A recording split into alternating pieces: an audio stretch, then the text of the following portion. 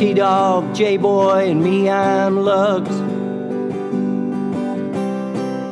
Our pride and joy is pumping our mugs. Be careful, kids, it could get rough. We're flipping our lids on sports and other stuff.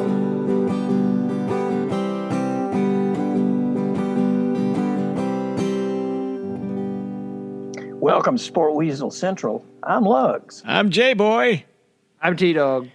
Yes, sir. This is sports and other stuff. So here's what we have. NFL Week 2 is in the books. What we thought, what you saw, the highlights and the lowlights, plus college football.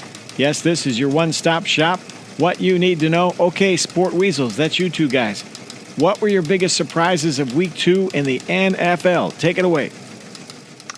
For me, I guess the biggest surprise is Derek Carr. Yes, I was going to say the same thing.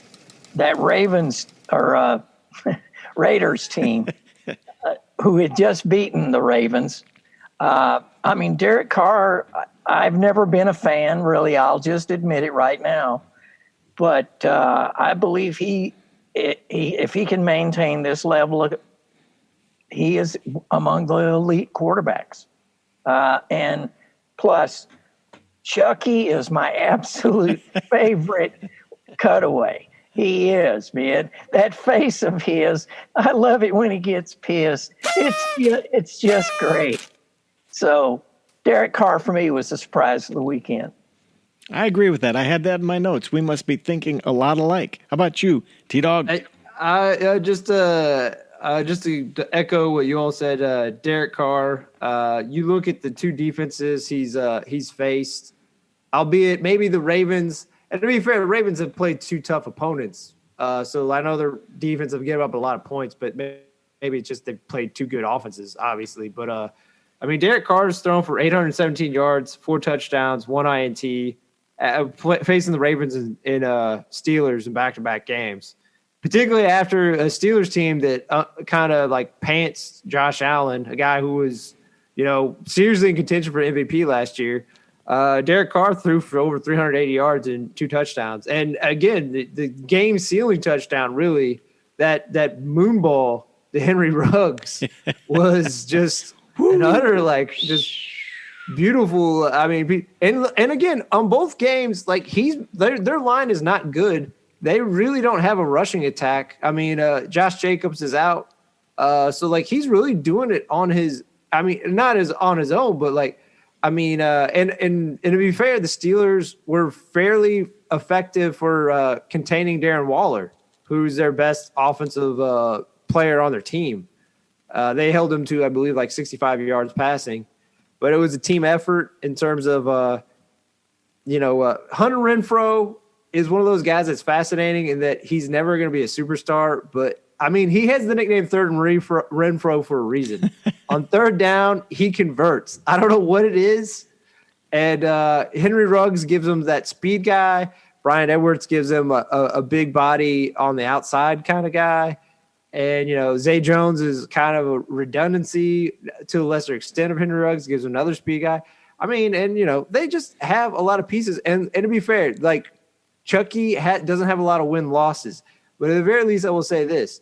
They have been one of the under the radar. They've been one of the best offenses these last 2 to 3 years. And it's because John Gruden. As much as we want to kill John Gruden, it's because their defense hasn't been that great. That being said, their defense has played well through these first 2 games. Mm-hmm. Particularly Max Crosby. He has two sacks, and he's had 5 QB hits in both the first 2 games. So even though he didn't get a sack yesterday, he was putting it on Big Ben. And speaking of Big Ben, is it time or not? There's nothing left in the tank for that man. I don't believe. Bye, I will say my key observation on the Steelers is this: that offense, they got Matt Canada, and I'm sure a lot of things have changed, but at least the results are the same. Their offense, they have a poor running game. The protection seems leaky. And Roethlisberger is just hanging on too long, and he's getting hits. And I don't know if he'll make it through the season. So yeah, yesterday I just thought he looked. They showed him once on the sideline where he just looked far away. It was like it was one of those moments where you're thinking, okay, he's taken one blow too many. He's gone.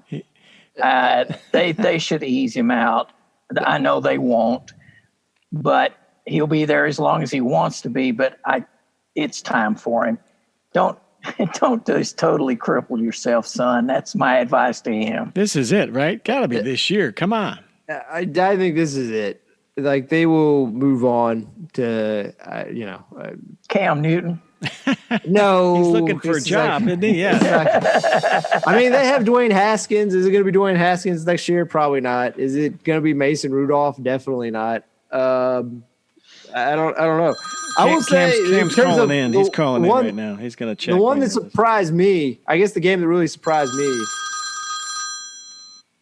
That's Cam. He hung up. Go ahead. Oh, okay. Just to make sure. I don't want to disrespect Cam. But speaking of Cam, his old team, I guess his other old team, not the New England Patriots, the Panthers. Yes, sir. Panthers are 2-0, and yeah, baby, they are looking good. And maybe I haven't seen enough of other teams, but I will say from watching that game, the Panthers defense looks noticeably like maybe one of the fastest defenses in the league right now. I mean, they were flying around. Yeah, they're a little smaller. I think you're right. They can fill some gaps, man. Yeah, I mean they were swarming through 2 games. They have 10 sacks, so averaging 5 sacks a game. That's not bad. Winston, for as well as he played week 1, since Panthers did such a good job of stuffing the running game. That was rough. It left Winston to his own devices. Rough. And, he had 2 picks. He had I think he had a forced fumble that was negated by a penalty. And, I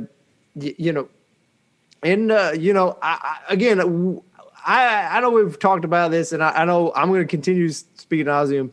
I believe in Matt Rule. Obviously, Matt Rule, you're starting to see him starting to bear fruit. Yep. I think Joe Brady's done a good job. I'm not going to try to disrespect Sam Darnold. Sam Darnold has played very well in these first 2 games. I still don't believe in Sam Darnold enough. I mean, it's a big step forward because you look at what this defense did to Aaron Rodgers a week before. So it's one of those things that'll be fascinating to see, is Rodgers just that broken? Like, if Sam Darnold can pick apart this defense to a degree, what the hell happened with Aaron Rodgers? Right. So, because I don't think offensive line, even though Green Bay's offensive line is really kind of being dinged up, I don't think it's noticeably that much worse than Carolina. I don't think Carolina's offensive line is that great. So, just is the play calling that much better? Because obviously, I know Aaron Rodgers is that much better than Sam Darnold. I'm not completely trying to kill Sam Darnold. And have you heard the New York fans who were up in arms because they could have had Matt Rule, but they got stuck with Joe Judge as their coach? Yes, sir. Matt Rule is never going to take that job. I know, but they're mad about that. Well, they could be mad about it. He sniffed it out. I mean, look, sniffed it out. Giants. Look, I'll put it this way. I mean, I hate to say this because I do like the New York Giants. I think under the Duke, the older Mara, like it was a well-run team. His son's taking over. I don't know. You kind of look what they've done. I mean, we've seen this before. Sometimes the son or the daughter is better than the parent in running a team. But like the Chicago Blackhawks is one of the better examples. The Wirtz family. The Bidwell for Arizona Cardinals. Arizona, he's better than his father. Bill versus. But there are a lot of is like obviously with the Bears with George Hallis, and now his family's taken over. They've been they're just counting the money back there. That's all they do, man. Paul Brown, Paul Brown, his son taking over. Mike Brown. Bengals have been kind of up and down. So I'm just saying. Another shocker for me. Let's toss it out. Denver Broncos. A lot of people thought Vic Fangio might be on the hot seat. They're 2-0, baby. Teddy Bridgewater. Love those guys. Yeah, well, Bridgewater is doing exactly what they want him to do, which is not make mistakes. He's a solid player. He's never going to get any respect because even now he looks like a 12-year-old kid. But he does. Why the is man that? is. Well, he just does. He has that sweet-looking face. But I will tell you what, he knows the plays. I mean, he knows that playbook. It's impressive to watch him. He will be an NFL coach one day, I think. Hey, probably, all right. probably an offensive coach, but anyhow. So, yeah, I think Denver's found a guy because they've got a core of people. They just didn't trust Drew Lock. I mean, Drew Lock had his moments. They gave him every chance they could, but for whatever reason, they never sealed the deal. I just kind of, I guess, echo what you all have said again on this game is, Jaguars are not like, I'm not surprised that they beat the Jaguars. Right. I mean, but just for the most part, like they, kind of like what you all are saying, like, again, his game was well. I mean, he had 328 yards passing, 2 passing touchdowns. They ran for 96 yards, which isn't, is okay. It's not what you'd want. You'd probably want more against a mediocre kind of Jacksonville defense. But, they don't need to do a whole lot because their defense has been stifling these first 2 weeks. And, it probably will be good next week as they face the Jets. So, like you said, like he's definitely saving Fangio's job. I don't know if he's the long-term answer. I mean, it's probably not. I mean, I know there's rumors that Aaron Rodgers is going to come here next year. But Bridgewater will definitely find another job if he isn't with Denver next year. He's definitely playing well. I guess he was injured. Would you all agree? He must have been injured for a large portion of the Carolina because he was kind of underwhelming in Carolina, and I don't really understand. Things weren't right. Yeah, but he looks like kind of the Bridgewater of old, and they have a lot of talent around him, even with Jerry Jeudy out. Cortland Sutton had a big game. They just kept feeding Cortland Sutton, but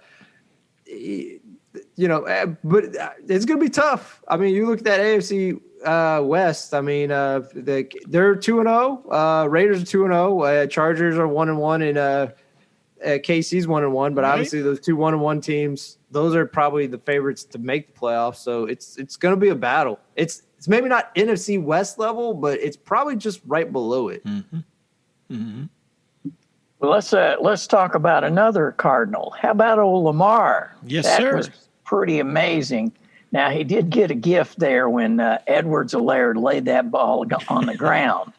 I got to give it, and I love it that was a rookie player, Oweh, who knocked that sucker loose and crawled back under all that crazy pile to get it. But Lamar was that one run there at the very end where he's in traffic and he's doing jukes and jives and cuts, and they still can't get him. I mean, they're around him. That reminded me of Barry Sanders. I think Lamar is the best running back in the NFL at this point. It's one of those things. I think if you didn't, if the quarterback were called a different position, say, I don't know, playmaker, Lamar would be at the top of the list. I do think Lamar's in the top 8 or he's at least in the top 8 quarterbacks. He's just different. I'm always worried about he's going to get hurt. Right. But, I mean, and again, Kansas City, that's a juggernaut, man. Oh, my gosh. Kelsey and, Hill. Wow. Tyreek Hill, all of them. And so, but I'm glad to see Lamar come away, beat Kansas City finally. Get that monkey off his back. And Kansas City's going to need to shore up their linebacking core, I'm thinking. And another thing I'll just say about the Ravens, and then it's your turn, T-Dog. The Ravens are really, do they have any backs? Are there any running backs left? I mean, they've lost so many people to injury. It's just not funny. I think they're in the Latavius Murray's holding his own, but he's a little long in the tooth, but he's like their main guy, isn't he?